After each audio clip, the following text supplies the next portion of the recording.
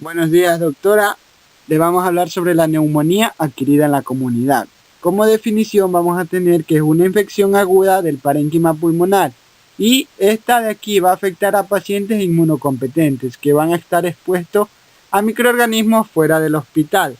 Clásicamente se considera como condición a aquellos que no hayan sido hospitalizados en los 7 a 14 días previos al comienzo de los síntomas o que estos comiencen en las primeras 48 horas de su hospitalización, diferente a las enfermedades nosocomiales, que esas sí son adquiridas precisamente en el hospital.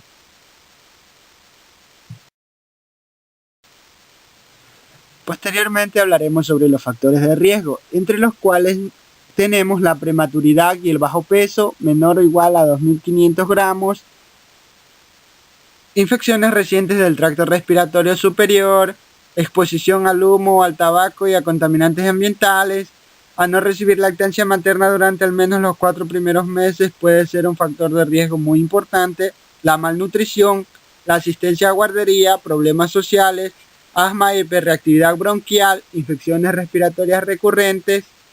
También otros factores de riesgo tenemos la otitis media con requerimientos de tubo de drenaje y por último las enfermedades subyacentes, fundamentalmente las cardiorrespiratorias, inmunitarias o neuromusculares. Continuando con la etiología, tenemos que el diagnóstico etiológico de las neumonías en la infancia va a ser complicado y no se va a realizar de forma habitual en atención primaria. Al nivel hospitalario y en los centros que van a disponer de una amplia batería de pruebas, vamos a lograr un diagnóstico o un agente etiológico hasta el 85% de los casos. Sin estos medios, el parámetro que mejor va a predecir la etiología va a ser la edad.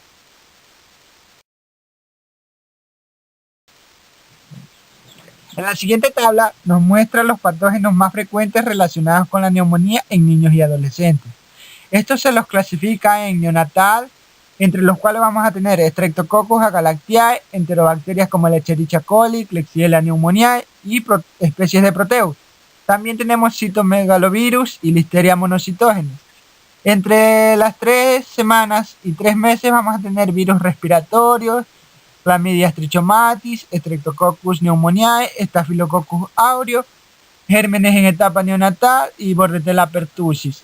En cuanto a los 4 meses y 4 años vamos a tener virus respiratorios, Streptococcus pneumoniae, Streptococcus pyogenes, Mycoplasma pneumoniae, Staphylococcus aureus, Mycobacterium tuberculosis, Bordetella pertussis y Haemophilus influenzae. En cuanto a la etapa de 5 a 15 años vamos a tener Mycoplasma pneumoniae, Streptococcus pneumoniae, virus respiratorios, Chlamydia pneumoniae, Mycobacterium tuberculosis, Moraxella catarrhalis y Haemophilus influenzae. Los virus respiratorios, especialmente el virus respiratorio sincitial y el rinovirus, ya sean solos o en coinfección con bacterias, van a ser los agentes etiológicos más frecuentes en menores de 2 años. Sin embargo, en los últimos años se han detectado otros virus emergentes. En cuanto al Mycoplasma pneumoniae, es más común a partir de los 5 años y la infección por clamidia. De los 10 años en adelante vamos a tener el Streptococcus pneumoniae, que aparte va a implicar va a ser la bacteria implicada en todas las edades.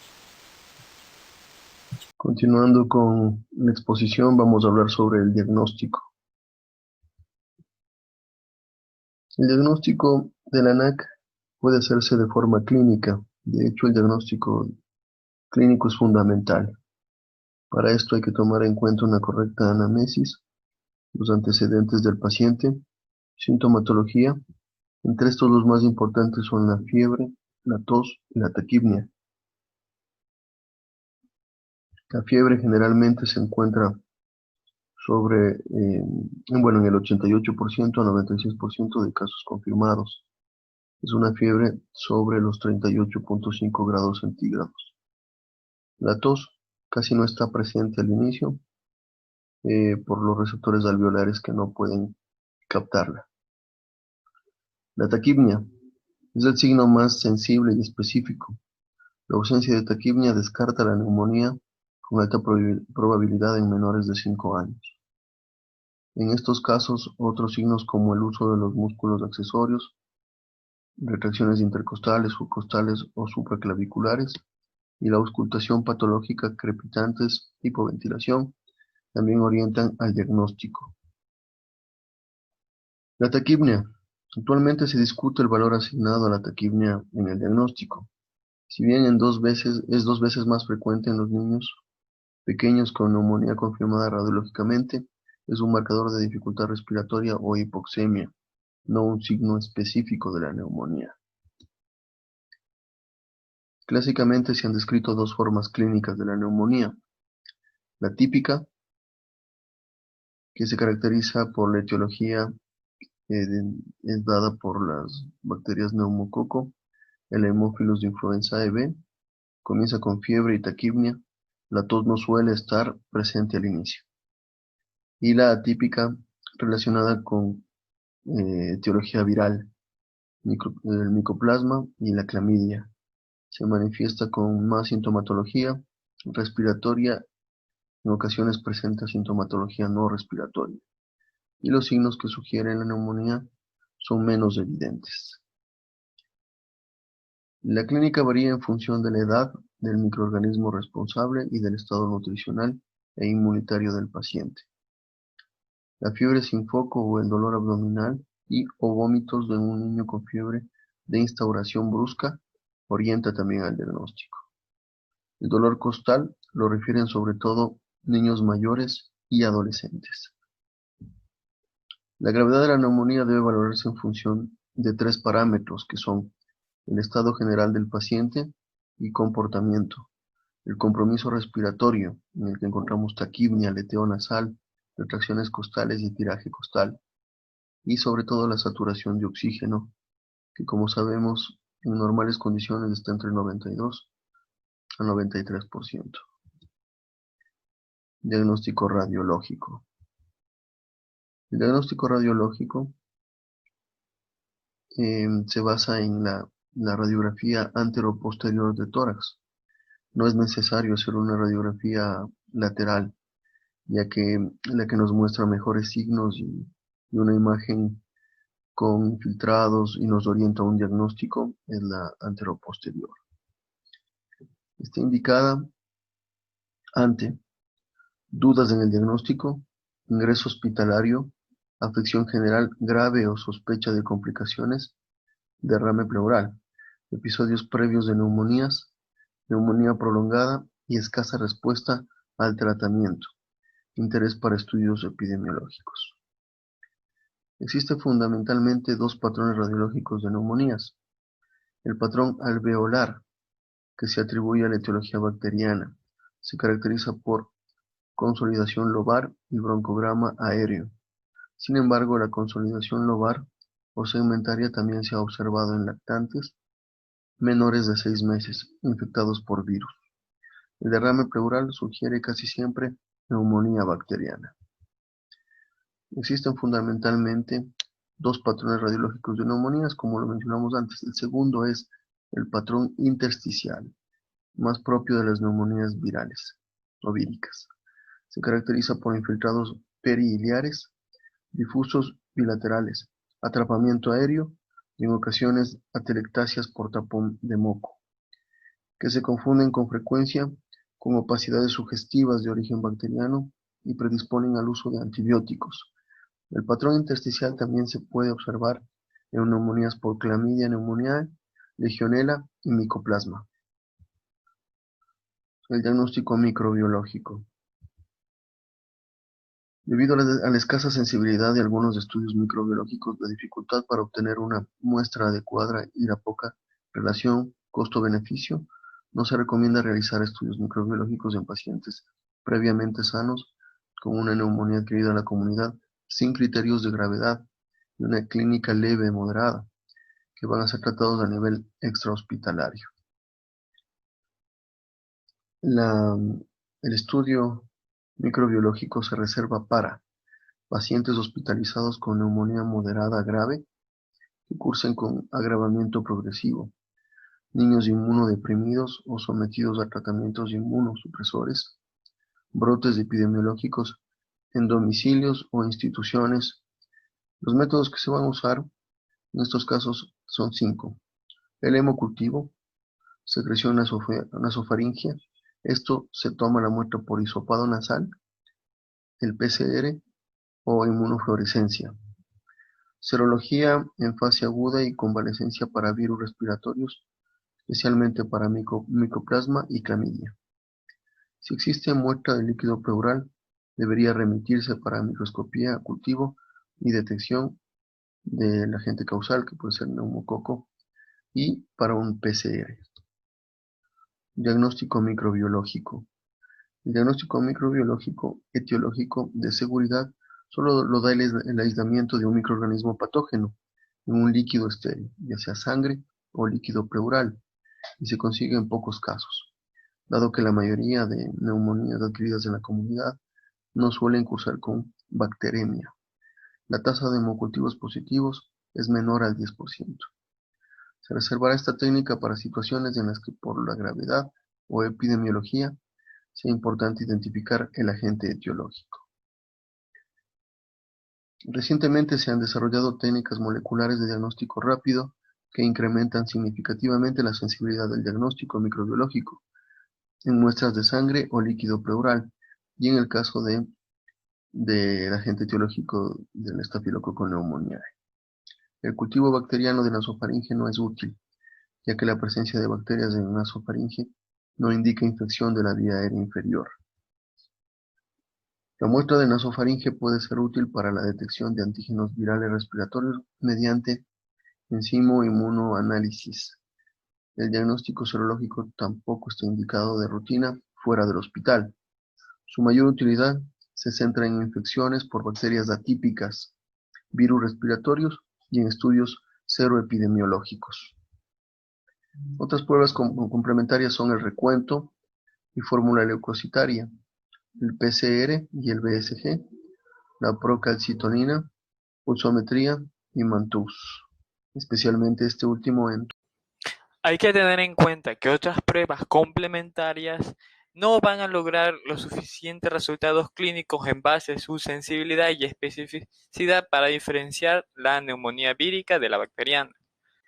Algunas pruebas clínicas que nos van a ayudar a saber el diagnóstico van a ser como el recuento y fórmula leucocitaria, una PCR, la procalcitonina, la pulsiometría y el Mantoux. Comenzando en base al tratamiento, tenemos que indicar al familiar o los cuidadores cómo prevenir los signos de deshidratación y signos que pueden empeorar al paciente. El tratamiento que vamos a dar para la fiebre y dolor van a ser lo que son el paracetamol de 10 a 15 miligramos kilodosis y el ibuprofeno de 5 a 10 miligramos kilodosis, y manteniendo lo que es la ingesta líquida sin forzar la alimentación sólida. No se recomiendan antitussígenos ni mucolíticos. Siempre que nos encontremos con un niño que puede presentar signos de neumonía, hay que prescribir un tratamiento empírico en base a los antibióticos. Los antibióticos que vamos a utilizar de bajo espectro van a ser conocidos como la amoxicilina, la penicilina y la amoxicilina más ácido clavulánico. En caso de neumonías parcialmente sensibles, vamos a utilizar amoxicilina en altas dosis, como la son de 80 a 100 miligramos kilodosis, o cepas con alta resistencia, usamos cefotaxina o ceftriaxona con altas dosis o vancomicina. El tratamiento empírico siempre se va a basar en lo que es la edad de niños. Tenemos en niños menores de 5 años que se va a tratar con amoxicilina de 80 a 90 miligramos kilodosis cada 8 horas durante 7 días. Y en mayores de 5 años que, dependiendo de la sospecha, se va a seguir tratando con la misma amoxicilina con otra pauta. En base a tener una neumonía mucho más agresiva, ocasionada por clamidia o micoplasmum, el tratamiento va a ser los macrólidos por vía oral, como son la claritromicina de dosis de 15 miligramos kilodosis cada 12 horas y la acitromicina de 10 miligramos kilodosis cada 24 horas.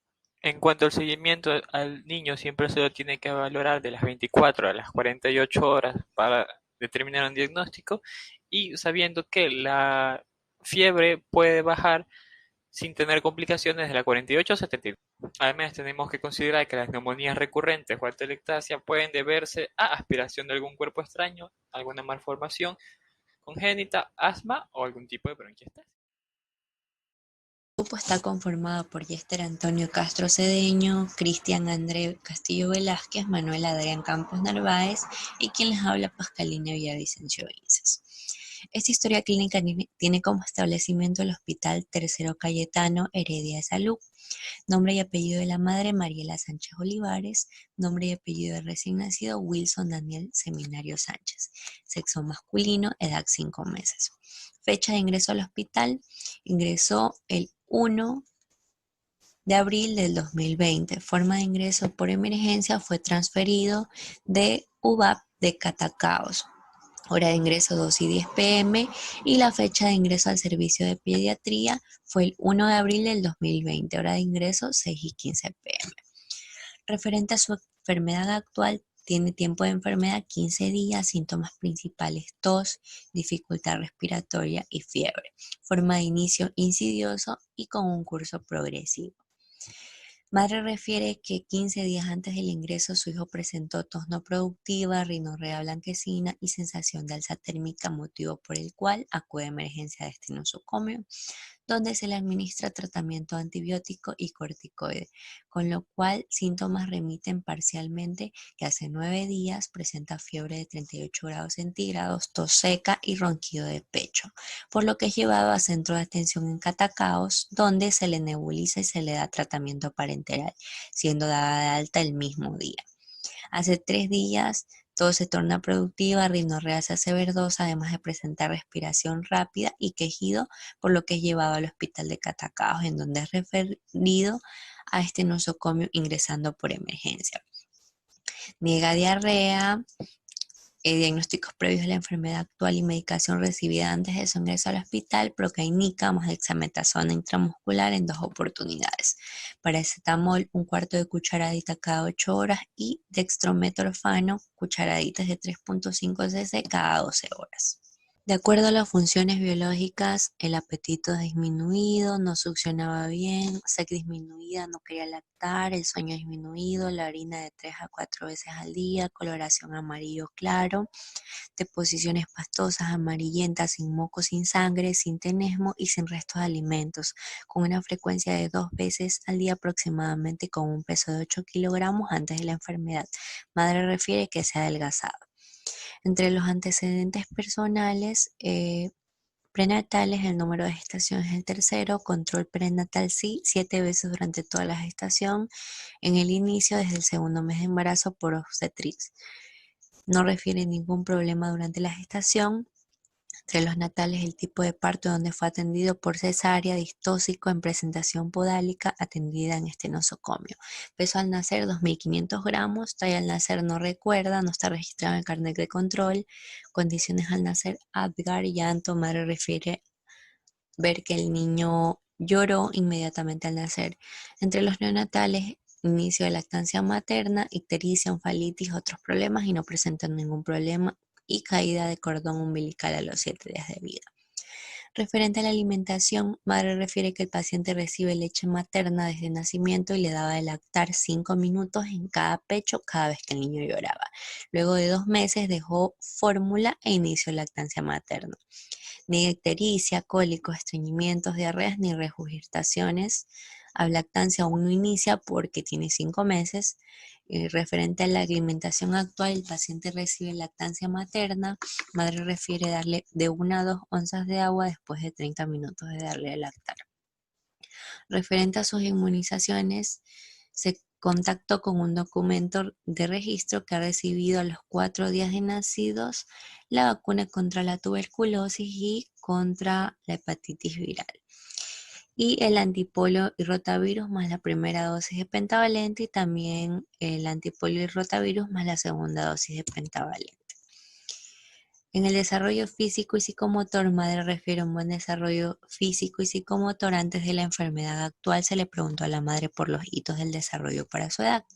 En el primer mes, movimientos asimétricos, brazos y pies, aprieta objetos en mano, detiene movimientos al oír sonidos, se tranquiliza al ser alzado, al tercer mes sostiene la cabeza al ser levantado, sigue objeto con mirada por 180 grados, juega con manos, al cuarto mes toma objetos con ambas manos y se lleva juguetes a la boca. En el primer mes tenía un peso de 4.250 gramos y una talla de 52 centímetros. Al segundo mes tenía un peso de 5.900 gramos y una talla de 59 centímetros. Y el quinto mes tenía un peso de 7.500 gramos y una talla de 63 centímetros. Referente a los antecedentes patológicos, enfermedades anteriores, Madre refiere que el paciente nunca se ha enfermado desde su nacimiento. Niega alergias, niega asma, niega intervenciones quirúrgicas, niega accidentes y niega trastornos convulsivos. Antecedentes familiares. Datos de la madre refiere a haberse enfermado frecuentemente de los bronquios. Y referente al padre, refiere también a haberse enfermado frecuentemente de los bronquios. Sus dos hermanos sufren de asma desde pequeños en tratamientos con broncodilatadores y otros tienen una abuela con antecedentes de asma. Referente a los antecedentes socioeconómicos, viven 3 personas en su casa, cuenta con red de agua, cuenta con red de desagüe, cuenta con luz eléctrica, no cuenta con mascotas, la mamá es ama de casa y padre es profesor, y entre sus ingresos económicos tienen 20 soles diarios, y la asignación de los gastos para la canasta familiar se destinan principalmente el mayor ingreso económico para los alimentos. También el tipo de combustible para cocinar es de gas. En el examen físico se encuentra la piel normal, cabeza normal, ojos normal, oído normal, boca, nariz, cuello y tórax normales, pulmones, corazón, abdomen normales, cordón umbilical, genitales, ano, columna, extremidades y neurológicos normales. En los exámenes auxiliares y su interpretación de los bioquímicos, al ingreso a la emergencia, los leucocitos, los segmentados, abastonados y monocitos se encuentran dentro de los rangos normales, con ligero predominio de segmentados. Los hematíes, hemograma y hematocrito tienen una anemia leve y el resto está dentro de los rangos normales. En la radiografía de tórax podemos observar un patrón alveolar en el lóbulo inferior derecho e izquierdo y un patrón en vidrio esmerilado en el lóbulo inferior derecho. Segmento medial y lateral en el lóbulo superior, tanto derecho como izquierdo. Talla actual 66 centímetros, con un peso de 8.000 gramos y edad 5 meses. Referente a la evolución y prescripciones médicas, el día 4 de abril del 2020 a las 7:35 am, el recién nacido masculino presenta bronconeumonía con asma del lactante. Madre refiere que su hijo no ha presentado fiebre ya que no se hunde su pecho, ha pasado tranquilo la noche, la tos ha disminuido y lo encuentra más animoso y activo. Ha presentado deposiciones en 2 oportunidades, pastosas amarillentas y ha miccionado 3 veces. En su plan terapéutico tiene exclusiva libre demanda sello salino, antibiótico-terapia, más corticoides y más nebulizaciones. Entre su plan diagnóstico, radiografía de tórax, hemograma y control. Plan presuntivo, no retirar el sello salino. Entre su diagnóstico tenemos como principal neumonía, asma del lactante, dificultad respiratoria y anemia leve, diagnóstico por laboratorio. Presenta tos productiva, fiebre, polimnia, tiraje subcostal, antecedentes familiares de asma, tanto hermanos y abuela, roncantes y sibilantes difusos en ambos campos pulmonares y crepitantes en un tercio, medio y base de mi tórax derecho. Referente a su presunción diagnóstica, su hipótesis diagnóstica es neumonía por COVID-19. Tenemos un lactante menor con un tiempo de enfermedad de 15 días de fiebre que inicia con un cuadro catarral que según pasan los días se va volviendo más acentuado, presentando dificultad respiratoria, tos y fiebre que aparece generalmente como complicación de una enfermedad. Esta enfermedad se ha agravado debido a su problema de fondo, el asma del lactante. Los datos del laboratorio de emergencia no indican la presencia de una infección, lo cual no aporta ninguna información en el diagnóstico. Las radiografías han ayudado a identificar el foco neumónico que en un primer momento no se pudo observar debido a la clínica del paciente que se llegó a pedir una radiografía de control confirmando este diagnóstico. Entre su plan diagnóstico tenemos el hemograma completo, de la bronconeumonía bacteriana, usualmente que mostrará la leucocitosis con aparición de formas inmaduras de manera absoluta y relativa. La sedimentación globular será alta y la proteína C reactiva, la medición de la proteína C reactiva se podrá ser útil en el seguimiento de la actividad infecciosa y la respuesta al tratamiento bacteriano. Radiografía de tórax, AGA y electrolitos. Es importante evaluar niveles de sodio, cloruro, potasio y bicarbonato sérico, además de control de gases arteriales y el examen completo de orina. En el plan terapéutico tenemos lactancia materna a libre demanda, sello salino, sus vacunas, ampicilina de 200 miligramos, intravenoso cada 6 horas, cloranfenicol succinato 200 miligramos, intravenoso cada 6 horas, nebulizaciones con solución salina de 3 ml, fenoterol una gota, N-acetilcisteína 1 ml cada 6 horas, dexametasona 2 miligramos vía intravenosa cada 8 horas, Teoalair 1 ml vía oral cada 12 horas, clenbuterol 8 gotas vía oral cada 12 horas y administrar oxígeno. Diagnósticos diferenciales: tenemos la bronquiolitis, la laringotraqueitis y el síndrome obstructivo bronquial.